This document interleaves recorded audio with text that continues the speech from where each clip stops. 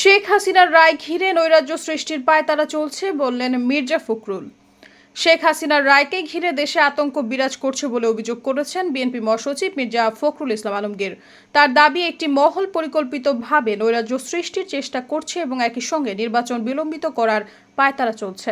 রোববার Dhaka reporters unity এবং জাতীয় প্রেস ক্লাবে মাওলানা আব্দুল হামিদ খান ভাসানীর মৃত্যুবার্ষিকী উপলক্ষে আয়োজিত আলোচনা সভায় তিনি এসব কথা বলেন। মির্জা ফখরুল বলেন, দেশের রাজনীতি এখন বিভ্রান্তি ও অনিশ্চয়তার মধ্যে আছে। বর্তমান সময়টি জটিল সংকটে পড়েছে।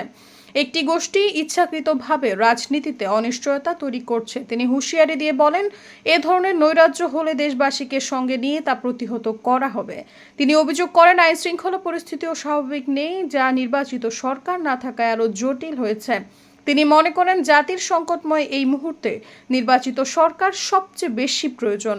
সৈয়দা ফারিয়া, সমযোগ।